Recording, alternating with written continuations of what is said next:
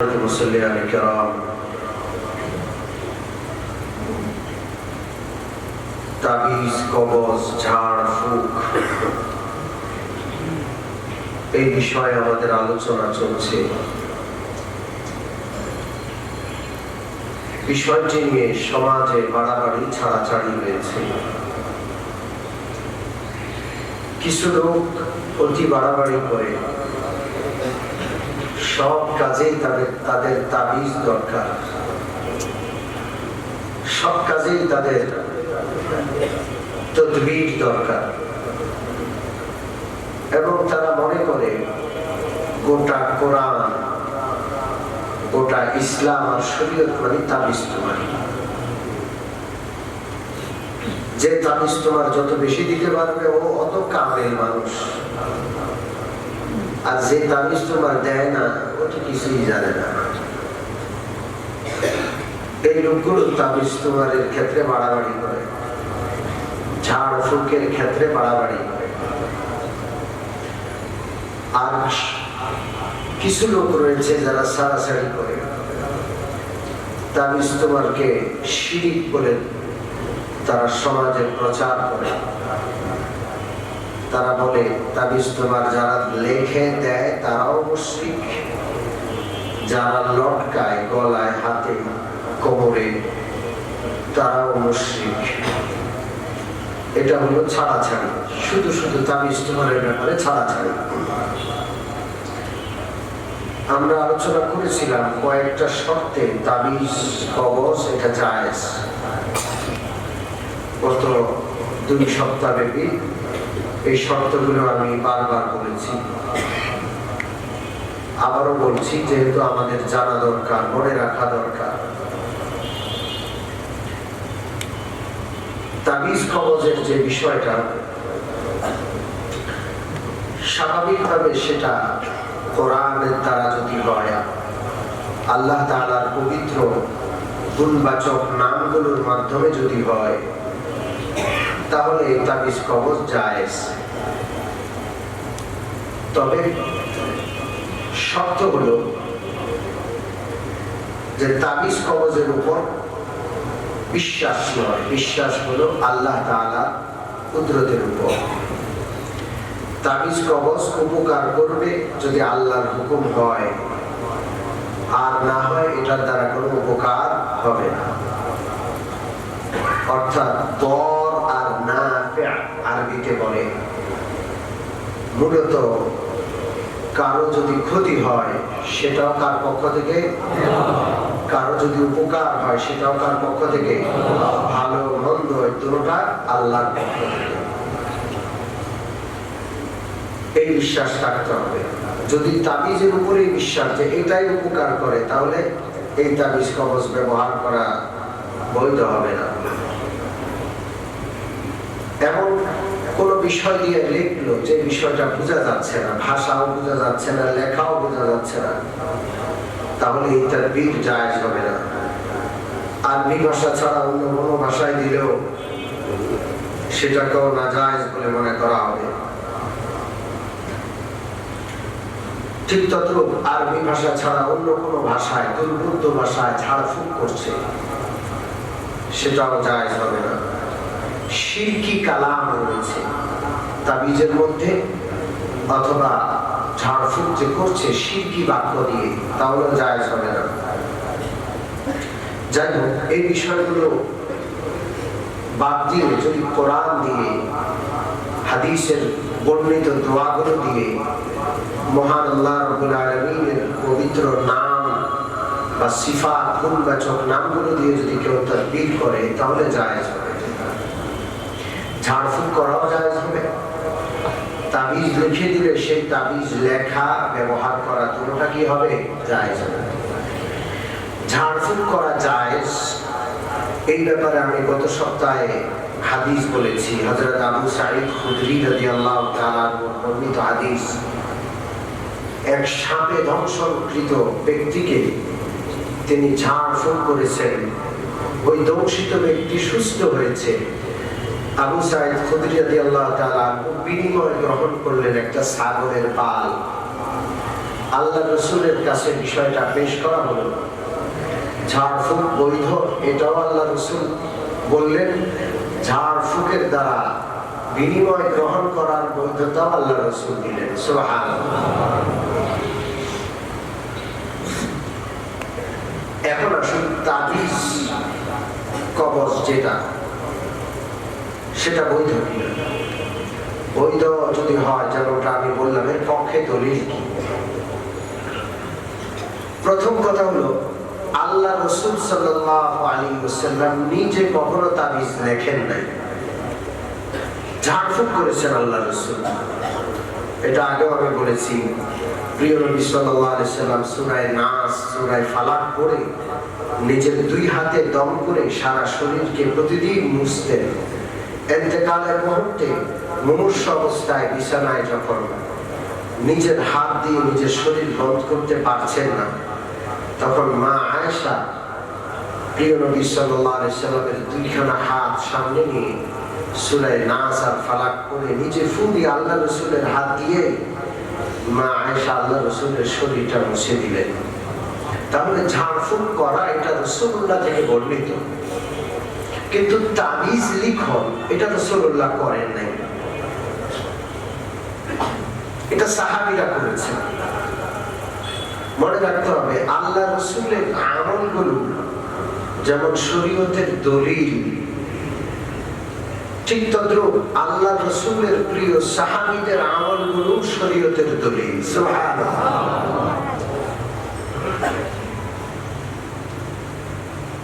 আমাদের আহলে হাদিস ভাইরা অনেক সময় বিতর্ক জুড়ে দেয় যে আল্লাহ রাসূল করছেন কিনা। আল্লাহ রাসূল তাবিজ লেখেন নাই, আমরা মানব না।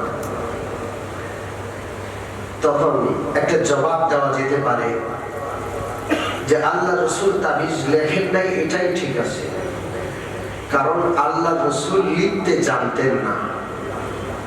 আল্লাহ রাসূল লিখতে জানতেন না। তিনি দুনিয়ার স্বাভাবিক নিয়মে কারো কাছ থেকে পড়াশোনা করেননি, পড়ালেখা করেননি, তাকে শিখিয়েছেন স্বয়ং কে? আল্লাহ। আল্লামানি রাব্বি ফাআহসানা তা'লিমি ওয়া আদাবানি রাব্বি ফাআহসানা তা'দিবি। প্রিয় নবী বলেন, আমার আল্লাহ আমাকে শিখিয়েছেন এবং উত্তম শিক্ষাটা আল্লাহ আমাকে দান করেছেন। সুবহানাল্লাহ। আর আমার আল্লাহ আমাকে শিষ্টাচার শিখিয়েছেন এবং সর্বোত্তম শিষ্টাচার আল্লাহ আমাকে শিখিয়েছেন। তাহলে নবীর শিক্ষা সর্বোত্তম শিক্ষা, নবীর আদর্শ, নবীর শিষ্টাচার পৃথিবীর সবচাইতে ভদ্রতম আদর্শ আর শিষ্টাচার। ঠিক আছে?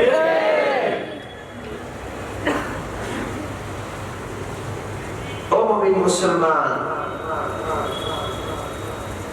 জীবনে কোনদিন আল্লাহ রাসূল কাউকে সত্য কথা বলেননি। জীবনে কোনদিন আল্লাহ রাসূল কাউকে ব্যঙ্গ বিদ্রুপ করেননি, গালি দেননি। দিয়েছেন? জোরে বলেন। পোড়া গোপাল মুসলমান, রাসূলুল্লাহর আদর্শ তোমাদের ভালো লাগে না? ওই নোংরা দুশ্চরিত্র পশ্চিমাদের আদর্শ তোমার ভাল লাগে? আমার মনে হয় পৃথিবীতে এমন অভদ্র, এত পরিমাণ অভদ্র কোন জাতি, যতটা অভদ্র পশ্চিমারা ইতিপূর্বে মনে হয় ছিল না। এরা নিজেদেরকে সভ্য দাবি করে, এরা পৃথিবীর সবচেয়ে নিকৃষ্ট অসভ্য জাতি।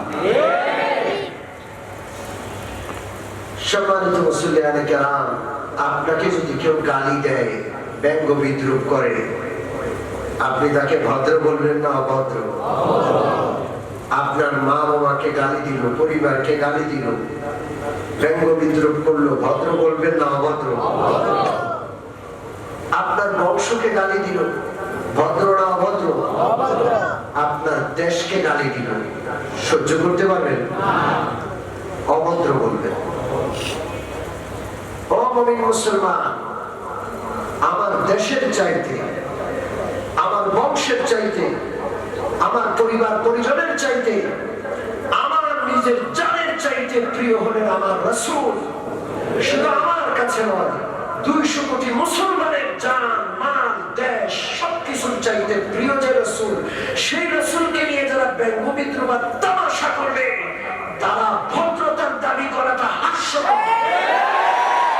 পৃথিবীর সবচাইতে অসভ্য, সবচাইতে ভদ্রতার মুখোশধারী অসভ্য অভদ্র লোক তারা।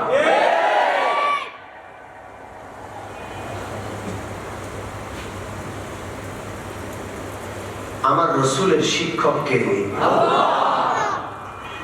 আমার রসুলের পুরা 63 বছরের জীবনের প্রতিটা জিনিস 1500 বছর পরেও প্রত্যেকটা বিষয় এখনো উম্মতের কাছে স্পষ্ট আছে না? দেখেন তো কোথাও সুই বসানোর জায়গা আছে? এমন একজন রাসূল যিনি মানব কুলের শ্রেষ্ঠ, নবী কুলের ইমাম, তোরা ঠাট্টা করার, বিদ্রুপ করার, কার্টুন বানানোর আর মানুষ তালাশ করে পাস না।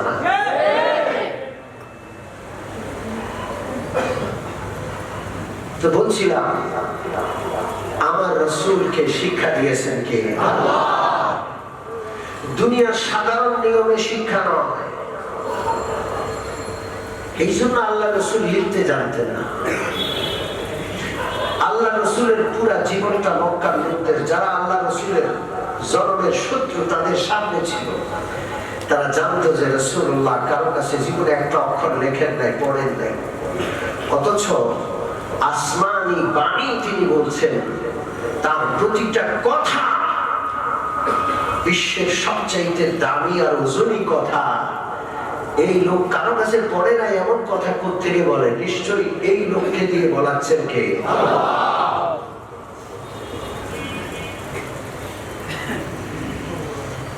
সম্মানিত মুসল্লিয়ানে কেরাম, আমি বলছিলাম আমার রাসূল লিখতে জানতেন না। আমার রাসূল তাবিজ লিখবেন কোত্থেকে? লিখতে তো তিনি জানতেন না।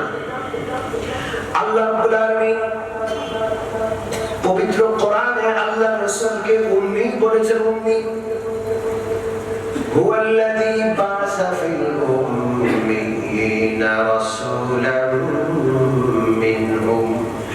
আল্লাহ তাআলা উম্মিদের মধ্যে, তাদের মধ্যে থেকে একজন রাসূল পাঠিয়েছেন। উম্মি শব্দের অর্থ যিনি কারো কাছ থেকে, পৃথিবীর নিয়মে কারো কাছ থেকে পড়াশোনা করেন না, দুনিয়ার কোন জ্ঞান আর বিদ্যা তার স্বাভাবিকভাবে ছিল না, কারো কাছ থেকে অর্জন করেননি, তাকে উম্মি বলা হয়। উম্মি। এই উম্মি নবীকে সবচাইতে বড় শিক্ষিত বানিয়েছেন কে? আল্লাহ। যিনি দুনিয়ার কারো কাছে পড়াশোনা করেন নাই, শিখেন নাই, তার ইলম আর তার জ্ঞানের গভীরতার প্রশস্ততা কতটুকু জানে? আল্লাহ। বিশ্বনবী রাহমাতুল লিল আলামিন বলেন, উতিতু ইলমাল আউয়ালিনা ওয়াল আখিরিন। ও মানুষেরা শুনে রাখো, দুনিয়ার কারো কাছে আমি পড়ি নাই, দুনিয়ার কোন মানুষ আমার শিক্ষক নয়। আমার শিক্ষক হলেন রব্বুল আলামিন, আলিমুল গায়ব আল্লাহ রব্বুল আলামিন, যিনি আমাকে এমন শিক্ষা দিয়েছেন, এমন জ্ঞানের গভীরতা দিয়েছেন, আউয়াল আখির পর্যন্ত সারা জগতের সমস্ত মানুষের জ্ঞানগুলোকে যদি এক পাল্লায় রাখা হয়, আর আমি বিশ্বনবীকে আল্লাহ যে শিক্ষা দিয়েছেন, ওই শিক্ষার জ্ঞানকে যদি আরেক পাল্লায় রাখা হয়, তা আমার জ্ঞানের পাল্লা ভারী হয়ে যাবে। লিখতে জানতেন না, কিন্তু এত বড় জ্ঞানী ছিলেন তিনি। এই জন্য আল্লাহ তাআলা প্রিয় নবী সাল্লাল্লাহু আলাইহি ওয়াসাল্লামকে বলেন, ওয়ালা তাখুতুহু বিয়ামিনিকা ইযাল লারতাবাল মুবতিলুন। ও নবী, আপনি আপনার হাত দিয়ে তো লিখতে জানেন না। আপনি যদি লিখতে জানতেন, তাহলে যারা বাতিল পন্থী আবু জেহেল মার্কা, ওরা বলতো উনি তো লেখাপড়া জানে, কারো কাছ থেকে শিখে শিখে বলছে। কিন্তু উনি যদি লেখাপড়া জানেন না আর কারো কাছ থেকে শিখেনও নাই, আর তার এত এত জ্ঞানের গভীরতা আর প্রশস্ততা, তার ঘোর বিরোধী শত্রুরা পর্যন্ত স্বীকার করতে বাধ্য হয়েছে যে এটা কোনো মানব প্রদত্ত জ্ঞান নয়, এটা খোদা আর আল্লাহ প্রদত্ত জ্ঞান। যাই হোক, আমার নবীজি তাবিজ লিখবেন কেন, কিভাবে লিখবেন? আমার নবীজি তো লিখতেই জানেন না, এই জন্য বিশ্বনবী তাবিজ লেখেননি। তাবিজ লিখেছেন বিশ্বনবীর সাহাবীরা। কারা লিখেছেন? এই জন্য সাহাবীদের আমল এটাও আমাদের জন্য দলিল। কথা কি পরিষ্কার? বিশ্বনবীর সাহাবীরা তাবিজ লিখেছেন, কোথায় আছে? আমার সামনে কিতাব আছে, আমি আপনাদেরকে কিতাব শোনাবো। হযরত আব্দুল্লাহ ইবনে সালাম রাদিয়াল্লাহু তাআলা বিশ্বনবীর একজন সাহাবী ছিলেন, ইহুদি পণ্ডিত। বংশানুক্রমে তিনি ইহুদি পণ্ডিত হয়েছেন। তার আগে তার বাবা ইহুদিদের সর্দার ছিলেন, তার বাবার আগে তার দাদা, তার পরদাদা, এইভাবে আসমানি ইলমের ধারক বাহক ছিলেন তারা আগে থেকে। নবী রাহমাতুল্লাহ আলাইহি একদিন এক ইহুদি গির্জার পাশ দিয়ে যাচ্ছিলেন। বিশ্বনবী দেখলেন গির্জার ভিতরে কিছু ইহুদি পণ্ডিত বসা আছে, ওরাও আহলে কিতাব, ওদের কাছে তাওরাত আছে। নবীজি জানেন, নবীজির সম্পর্কে বিস্তারিত আলোচনা তাওরাতে রয়েছে। নবীজির আগমন সম্পর্কে, নবীজির উপর কোরআন নাযিল হবে এই বিষয়টা সম্পর্কে, আমাদের নবীজি মক্কা থেকে হিজরত করে মদিনায় আসবেন, যাবতীয় বিষয়, এমনকি নবীজির আকৃতি কেমন হবে, চেহারাটা কেমন হবে, কথা কেমন হবে, হাসি কেমন হবে, বিস্তারিত বিবরণ তাওরাতে রয়েছে। নবীজি ইহুদিদের গির্জার ভিতরে প্রবেশ করলেন। গির্জার ভিতরে ঢুকে আবার নবী বললেন, ওহে ইহুদি পণ্ডিতরা, তোমরা সাধারণ ইহুদি নও, তোমরা হলো কিতাবী আলেম, তাওরাত তোমরা পড়েছো।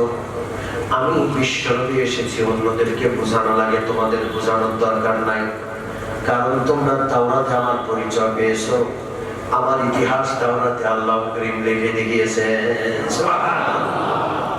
আমি তোমাদেরকে দাওয়াত দিচ্ছি, তোমরা এতদিন আমি আসার আগ পর্যন্ত, আমার দাওয়াত তোমাদের কাছে পৌঁছার আগ পর্যন্ত এক আসমানি কিতাবের অনুসারী ছিলে। আজকে আমি এসেছি আরেক আসমানি কিতাব নিয়ে।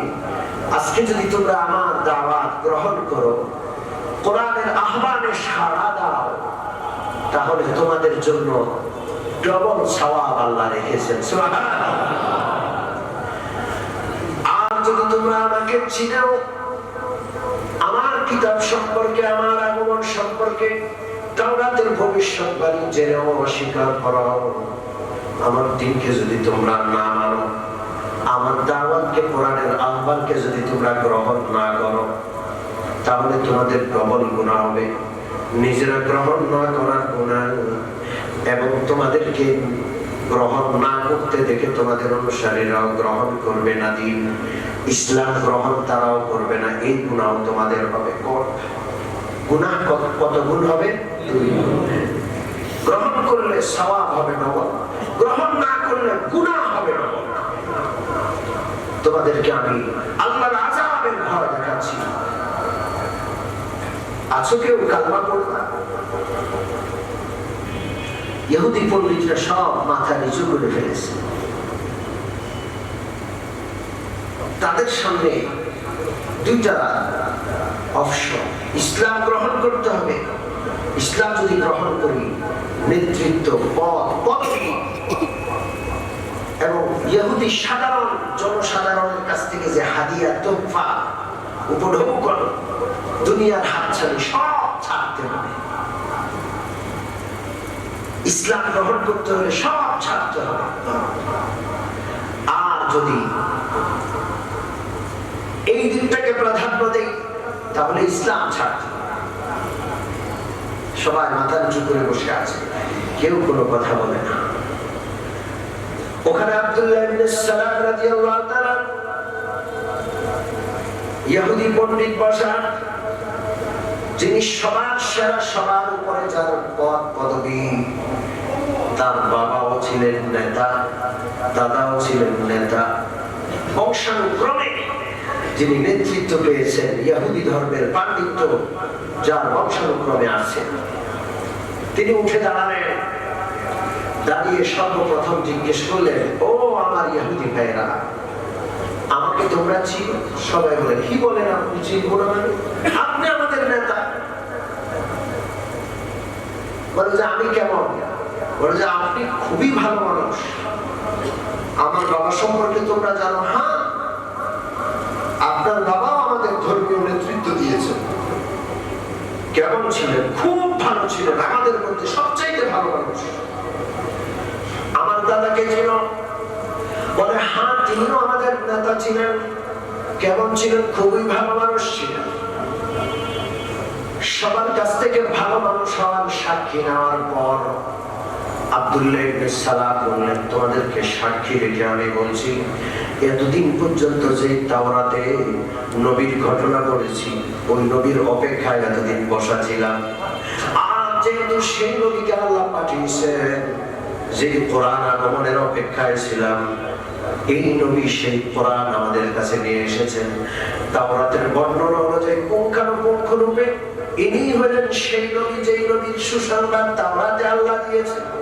অতএব তোমাদেরকে সাক্ষী রেখে বলছি, এক মুহূর্ত দেরি নয়, ইসলামের কালমা পড়ছি, লা ইলাহা ইল্লাল্লাহু মুহাম্মাদুর রাসূলুল্লাহ। এক মুহূর্ত দেরি করে নাই, ইসলাম গ্রহণ করার সাথে সাথে গির্জা ঘুরতে ইহুদিরা আব্দুল্লাহ ইবনে সালামকে গালমন্দ করা শুরু করলো। এতক্ষণ পর্যন্ত যে আব্দুল্লাহ ইবনে সালামের ব্যাপারে সাক্ষী দিয়েছিল, আমাদের মধ্যে সবচাইতে ভালো মানুষ, তার বাবাও আমাদের মধ্যে সবচাইতে ভালো ছিলেন, তার দাদাও সবচাইতে ভালো ছিলেন, ওই ইহুদিরা আল্লাহ রাসূলের সামনে কালমা পড়ার পর এই আব্দুল্লাহ ইবনে সালামকে সবচাইতে খারাপ মানুষ বলছে। একেবারে মুহূর্তে পাল্টে গেল, তুমি সবচাইতে খারাপ মানুষ, তোর বাবাও খারাপ ছিল, তোর দাদাও খারাপ ছিল। নাউযুবিল্লাহ। নিজের নেতৃত্ব, পদ পদবী সব কিছু পিছনে ছুঁড়ে ফেলে আমার রাসূলের হাতে হাত দিয়ে আব্দুল্লাহ ইবনে সালাম ইহুদিদের গির্জা থেকে চিরতরে বিদায় নিয়ে কালমা পড়ে বের হয়ে চলে আসছেন। আল্লাহু আকবার। মুমিন মুসলমান, ইসলামের পথে আসতে গেলে পদ পদবী, দলের মর্যাদা, দুনিয়ার মোহ ছাড়তে হবে। ঠিক কি ঠিক না? আপনি দল করেন, রাজনীতি করেন, যা করেন করেন, কিন্তু ইসলামের বিষয়ে আপনাকে আপোষহীন হতে হবে। আপনি ইসলামের বিষয়ে যদি আপোষহীন না হন, তাহলে আপনি আল্লাহর সামনে দাঁড়াতে পারবেন। ঠিক কি ঠিক না? সম্মানিত উপস্থিতি, গির্জা থেকে বের হয়ে আল্লাহ রাসূলের সাথে হাঁটা দিলেন, আর কোনদিন গির্জায় আসবেন না। ইহুদিরা গালমন্দ করল, মনে খুব ব্যথা পেল, হারে আমরা আমাদের ধর্মীয় সবচেয়ে উচ্চ পদস্থ নেতাকে হারালাম। নবী রাহমাতুল লিল আলামিন আব্দুল্লাহ ইবনে সালামের হাতখানা নিজের হাতের মধ্যে নিয়ে এভাবে ধরলেন, জিজ্ঞেস করলেন, আব্দুল্লাহ, আমি যে বিশ্ব নবী কিভাবে চিনলাম? যদি তোমার চেনায় কোনো ভুল হয়ে যায়। আব্দুল্লাহ ইবনে সালাম বললেন, ইয়া রাসূলুল্লাহ, জন্মদাতার বাবা যেমন সন্তানকে চিনতে ভুল করে না, গর্ভধারিণী মা যেমন তাদের সন্তানকে চিনতে ভুল করে না। ইয়া রাসূলুল্লাহ, বাবা তার সন্তানকে যতটা চিনে, মা তার সন্তানকে কতটা চিনে। আল্লাহর কসম করে বলছি, আপনাকে আমি নবী হিসাবে চেয়ে বেশি চিনছি। আব্দুল্লাহ ইবনে সালামের কথাকে সত্যায়ন করে আল্লাহ তাআলা সূরা বাকারার আয়াত নাযিল করলেন, আল্লাযীনা আতাইনাহুমুল কিতাবা ইয়ারিফুনাহু কামা ইয়ারিফুনা আবনাআহুম ওয়া ইন্না ফারীকাম মিনহুম লা ইয়াকতুমুনাল হাক্কা ওয়া হুম ইয়ালামুন। আল্লাহ রাব্বুল আলামিন বলেন, যারা আহলে কিতাব ইহুদ আর খ্রিস্টান, এরা বিশ্বনবীকে নিজের সন্তানের চাইতেও বেশি চিনে। নিজের সন্তানকে যতটা চিনে, চাইতেও বিশ্বনবীর সত্য ভাবাকে তারা এর চেয়েও বেশি চিনে, বেশি বুঝে। আল্লাহু আকবার। কিন্তু ওয়া ইন্না ফারীকাম মিনহুম লা ইয়াকতুমুনাল হাক্কা ওয়া হুম ইয়ালামুন, এদের একটি দল আছে বড় নিকৃষ্ট, এরা হক আর সত্য জানা বুঝা সত্ত্বেও লা ইয়াকতুমুন, হক আর সত্যটাকে লুকিয়ে রাখে, ধামা চাপা দিয়ে রাখে। ঠিক না?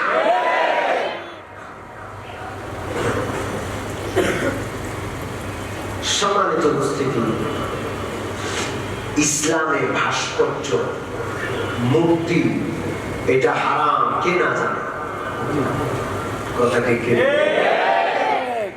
আমি আজকেও বলেছিলাম, ইসলামে ভাস্কর্য আর মূর্তির যদি বৈধতা থাকতো, তো এই উম্মত সর্বপ্রথম তাদের নবীর ভাস্কর্য বানায়। প্রতিটা মসজিদে মসজিদে, প্রতিটা ঘরে ঘরে প্রাণের চাইতেও প্রিয় যে নবী, সেই নবীর ভাস্কর্য থাকতো। ঠিক 1400 বছরের ইতিহাস, 1400 বছরের বাস্তবতা, কোরআনের দায়িত্বহীন ঘোষণা, মূর্তি, প্রতিমা, ভাস্কর্য সব হারাম। কোন মুসলমান এটা সহ্য করতে পারে না। এত বড় একটা সত্য বিষয়কে ধামা চাপা দেওয়ার জন্য আজকে কিছু স্বার্থান্বেষী মহল অবৈধ চেষ্টা করছে, প্রতারণার আশ্রয় নিচ্ছে। বিভিন্ন চ্যানেলগুলো, সংবাদ মাধ্যম আর গণমাধ্যমগুলো, ওরা আজকে ফতোয়া দিচ্ছে যে ভাস্কর্য, মূর্তি এটা ইসলামে অবৈধ না, এটা বৈধ।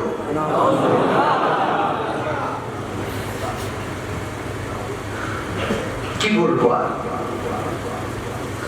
এই সমস্ত হলুদ সাংবাদিকতাকে আমরা না বলবো না। রাজি আছেন? আমরা এদের ঘৃণা করি, যারা আল্লাহ আল্লাহ রাসূলের বিধানে, শরীয়তের অকাট্য হারাম বিধানের অপব্যাখ্যা করে কোটি কোটি মুসলমানের সামনে এসে অপব্যাখ্যা প্রচার করে বেড়াচ্ছে। খবরদার মুসলমান, এদের অপব্যাখ্যার ফাঁদে পা দেওয়া যাবে না। যারা কোরআন হাদিস বিশেষজ্ঞ উলামায়ে কেরাম, তাদের কাছ থেকে কোরআন এবং হাদিস আর শরীয়তের ব্যাখ্যা দিতে হবে। যারা সারা জীবন অন্যায়, অপরাধ, গুনাহের কাজ করেছে, সারা জীবন ইসলাম আর মুসলমানের বিপক্ষে চক্রান্তে সদা লিপ্ত রয়েছে, নাস্তিক, আমরা যদি তাদের কাছ থেকে কোরআন হাদিসের ব্যাখ্যা নিতে হয়, লজ্জায় মরে যেতে হবে।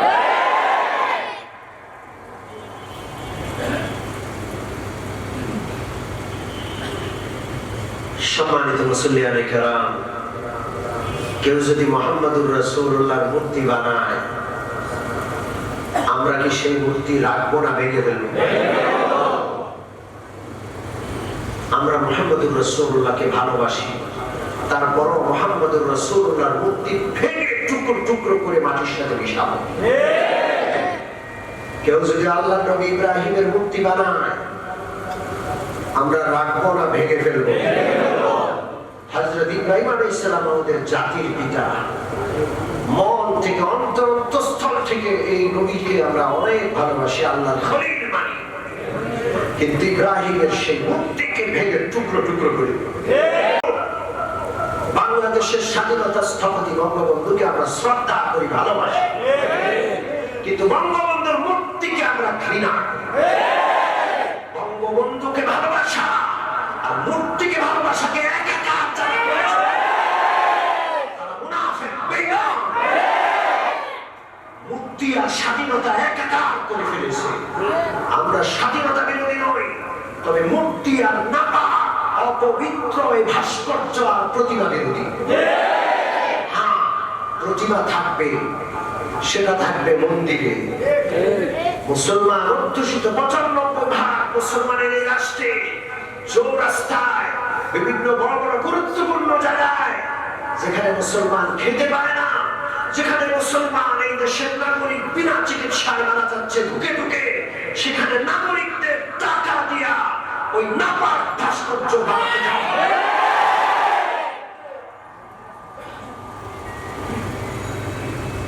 এটা কোরআন আর হাদিসের কথা ঠিকই।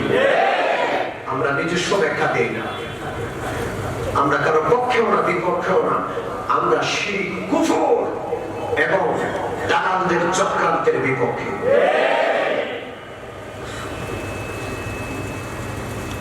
সম্মানিত মুসলিয়ানে কেরাম, الذين يكتمون الحق وهم يعلمون। আজকে মিডিয়ায় দেখে মনে আশ্চর্য হলাম, কোন এক মৌলভী সাহেবের কাছ থেকে ব্যাখ্যা নিচ্ছে। ওই মৌলভী সাহেব বলছেন যে ভাস্কর্যে কোনো অসুবিধা নেই, ইসলাম এটা নিষিদ্ধ নয়। আমরা শহীদ মিনারে যাচ্ছি, বিভিন্ন ভাস্কর্য বানাচ্ছি, এটা স্মৃতি হিসাবে বানিয়ে রাখছি, সেখানে আমরা শ্রদ্ধা করি, কিন্তু আমরা তো পূজা করি না।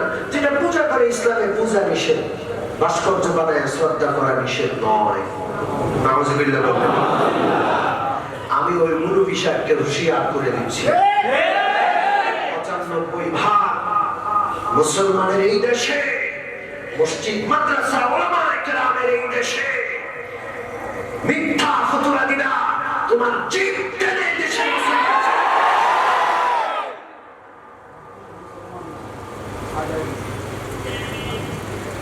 সম্মানিত মুসলিয়ানে কেরাম, কেউ যদি কোনো অন্যায় করে সে কাফের হয়ে যায় না, হারাম কাজ করলে কাফের হয়ে যায় না, কিন্তু হারাম কাজকে হালাল বলে প্রমাণ করা অপচেষ্টা করলে ও বেঈমান আর কাফের হয়ে যায়। এরা সত্যকে লুকাচ্ছে, আর এটা ইহুদিদের কাজ ছিল। কাদের কাজ? وَإِنَّ فَرِيقًا مِّنْهُمْ لَيَكْتُمُونَ الْحَقَّ وَهُمْ يَعْلَمُونَ। একটা দল আছে যারা হক আর সত্যটাকে লুকায়। আমাদের মনে রাখতে হবে, আমরা আর যাই করি, টিভি থেকে, টিভির সাংবাদিক থেকে, হলুদ মিডিয়া যারা, হলুদ সংবাদ যারা দেয়, ওদের কাছ থেকে আর যাই হোক ধর্ম কর্ম আমরা শিখতে যাব। আমরা কোরআন হাদিস এবং কোরআন হাদিসের ব্যাখ্যা, ইসলামী শরীয়তের বিধিবিধান আমরা আলেমদের কাছ থেকে নিব। ঠিক না?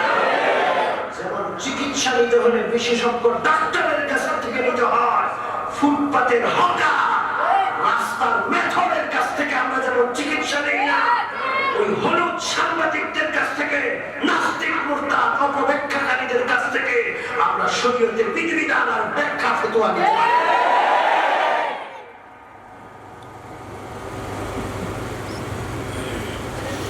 সম্মানিত মুসলিয়ানে কেরাম, আসল কথায় ফিরে আসি। আব্দুল্লাহ ইবনে সালাম রাদিয়াল্লাহু তাআলা আনহু আল্লাহ রাসূলের আহ্বানে সাড়া দিয়ে কালমা পড়লেন। নিজের পদ, পদবী, নিজের হাদিয়া, উপঢৌকন, নেতৃত্ব সব পিছনে ছেড়ে চলে আসছে। যারা ওগুলোর লোভে, লালসায় আল্লাহ রাসূলের আহ্বানকে প্রত্যাখ্যান করেছে, তারা ইতিহাসের আস্থা করে নিক্ষিপ্ত হয়েছে। পক্ষান্তরে যে আব্দুল্লাহ ইবনে সালাম সত্যকে গ্রহণ করেছে, সত্যের আহ্বানে সাড়া দিয়েছেন, সে আব্দুল্লাহ ইবনে সালামের আলোচনা, তার বিষয়ে ইশারা ইঙ্গিতের কোরআন আর হাদিসে অসংখ্য জায়গায় রয়েছে। ইতিহাসের স্বর্ণাক্ষরে তার নাম লেখা থাকবে। আল্লাহ যেন ওই সাহাবীকে আল্লাহর সর্বোচ্চ আল্লাহ তাআলার জান্নাতের মর্যাদা যেন তাকে দাও। আমরা তাকে ভালোবাসি, তার আদর্শ অনুযায়ী সত্যকে গ্রহণ করব, সত্যকে আগে আর সামনে রাখবো, প্রাধান্য দিব। যদি প্রয়োজন হয় পদ পদবি নিজের সবকিছু পিছনে ছুড়ে সামনের দিকে আগাবো। সম্মানিত মুসলিম কারণ ইহুদিদের একটা খুব বদভ্যাস ছিল, তারা তাবিজ করত, বান মারত, জাদু টোনা করত। একদিন সুযোগ পেলে আমি শুনাবো, বুখারীতে আছে, পবিত্র কোরআনের তাফসীরও আছে। এই ইহুদি দুষ্টরা স্বয়ং আল্লাহ রাসূলকে জাদু করেছে, আল্লাহ রাসূলকে বান মেরেছে। অনেকে আমার কাছে জানতে আসে যে জাদু টোনা বান মারা এগুলো তো আমরা বিশ্বাস করি না।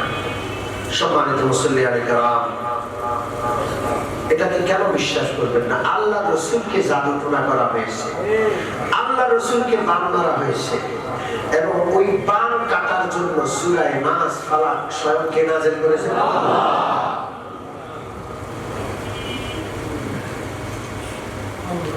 তো আব্দুল্লাহ ইবনে সালাম যখন মুসলমান হয়ে গেলেন, ইহুদি পণ্ডিতরা কুফরি কালাম করে তাকে জাদু আর বান টোনা মারা শুরু করলো।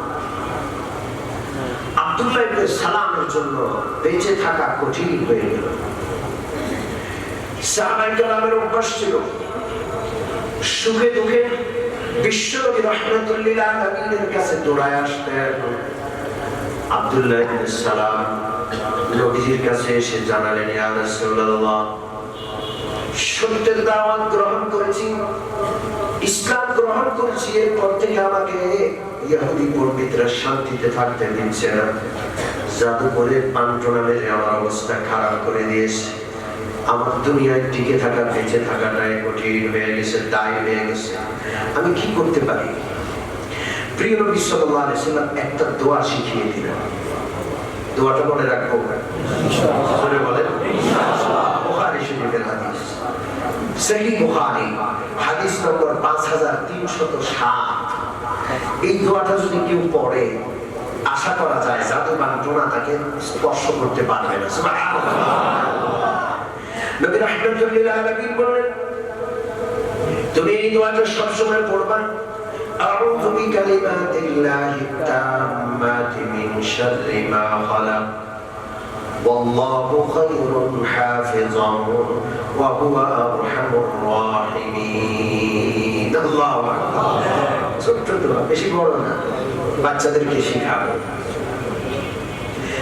আউযু বিকালিমাতিল্লাহি তাম্মাতি মিন শাররি মা খালাক, আমি আল্লাহর পরিপূর্ণ কালেমা সমূহের আশ্রয় গ্রহণ করছি তিনি যা কিছু সৃষ্টি করেছেন তার অনিষ্ট হতে।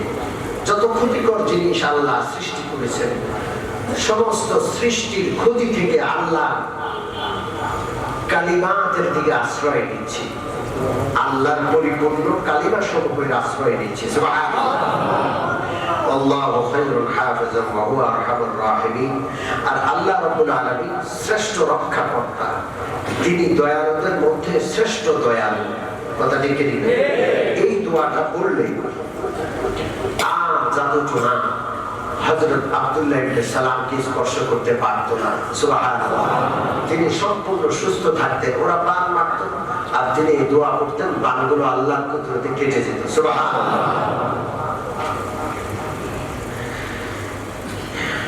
এটা আছে পবিত্র বুখারী শরীফে। তাহলে এটা তো পড়ার দোয়া।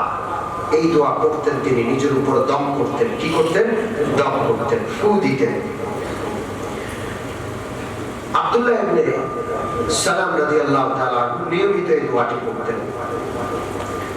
রাসূলুল্লাহ সাল্লাল্লাহু আলাইহি ওয়াসাল্লাম আরো বলেছেন, কারো যদি দুঃস্বপ্ন দেখে ঘুম ভাঙে, দুঃস্বপ্ন দেখি না অনেক সময়, ভয়ে আতঙ্ক বোধ হয়, আতঙ্কে ভয়ে ঘুম ভেঙে যায়, তখন যেন এই দোয়াটি পড়ে নেয়। এই দোয়াটি পড়লে দুঃস্বপ্নের অনিষ্ট থেকে আল্লাহ হেফাজত করেন এবং ভয় ভীতি আল্লাহ অন্তর থেকে দূর করে সাহস দিয়ে দেন। পড়বো তো ইনশাআল্লাহ। এখন আসেন, এই হাদিসটাই তিরমিজিতে আনা হয়েছে, বুখারীতে এতটুকুই। তিরমিজিতে আনা হয়েছে হাদিস নম্বর 3451। তিরমিজি শরীফে বাড়তি কথা লেখা আছে। সেই বাড়তি কথাটা কি? আব্দুল্লাহ ইবনে ওমর রাদিয়াল্লাহু তাআলা এটি নিজে পড়তেন, সন্তানদেরকে দোয়াটি শিখিয়ে দিতেন। সন্তানরা যেন নিজেরা পড়ে পড়ে নিজেদের উপর দম করে ফু দিয়ে দেয়, সন্তানদেরকেও শিখাই দেন। কিন্তু ছোট ছোট বাচ্চা যারা আছে ওরা তো আর এই দোয়া করতে পারবে না। ছোট্ট আব্দুল্লাহ ইবনে ওমর রাদিয়াল্লাহু তাআলা কাগজে লিখে ওদের গলায় ঝুলিয়ে দিতেন। কাগজে লিখে এই দোয়াটি ছোট বাচ্চারা যারা পড়তে পারে না ওদের গলায় ঝুলিয়ে দিতেন। এটা কি? তাবিজ। জোরে বলেন, এটা কি? বুখারী আর তিরমিজির হাদিস দ্বারা প্রমাণ। যারা তাবিজ লেখাকে শিরক বলে তারা আব্দুল্লাহ ইবনে ওমর রাদিয়াল্লাহু তাআলা আনহুকে কি বলবেন? যারা তাবিজ লটকানোকে শিরক বলে তারা আব্দুল্লাহ ইবনে ওমর রাদিয়াল্লাহু তাআলা আনহু যে তার সন্তানদেরকে লটকায় দিতেন এই দোয়াটা লিখে যারা পড়তে পারে না তাদের ব্যাপারে কি জবাব দিবে? কথা সাবধানে বলা উচিত। যেটা সেটা শিরক বলা এত বড় ধৃষ্টতা দেখানো, দুঃসাহস দেখানো উচিত নয়। ঠিক কি ঠিক না? আজকে আমি একটা দলিল দিলাম বুখারী আর তিরমিজি শরীফ থেকে। আমার সামনে আবু দাউদ শরীফ রয়েছে, কথা বললে পড়লে লম্বা হয়ে যাবে। আজকে এতটুকু পর্যন্তই থাকুক। আমরা এই বিষয়টা বুঝলাম যে আল্লাহ রাসূল ঝাড়ফুঁক করেছেন, তবে আল্লাহ রাসূল তাবিজ লিখেন নাই, কারণ আল্লাহ রাসূল লিখতে জানতেন না। ঠিক আছে? তবে আল্লাহ রাসূলের সাহাবীরা তাবিজ লিখেছেন। মনে থাকবে, একটা দলিল আজকে দিয়েছি, এই সম্পর্কে আরো দলিল আছে। আল্লাহ যদি তৌফিক দেয় ইনশাআল্লাহ আগামী শুক্রবার আলোচনা হবে। আল্লাহ তাআলা আমাদের সকলকে বিষয়টা বোঝা, বাড়াবাড়ি ছাড়াছাড়ি উভয়টা থেকে দূরে থেকে মধ্যম পন্থা অবলম্বন করার তৌফিক দান করেন। আমিন। ওয়া দোয়া কামনা করেছেন, এক খতম কোরআন পড়েছেন, লা ইলাহা ইল্লাল্লাহ ৭৫,০০০ বার পড়েছেন, সূরা ইয়াসিন ৪১ বার পড়েছেন, বিসমিল্লাহির রহমানির রহিম ৪০০০ বার পড়েছেন। আল্লাহ তাআলা তার মরহুমা মাকে ক্ষমা করে দিয়ে যেন এর সওয়াব পৌঁছায় দেন এবং এর উসিলা আল্লাহ যেন তাকে জান্নাত দান করে দেন।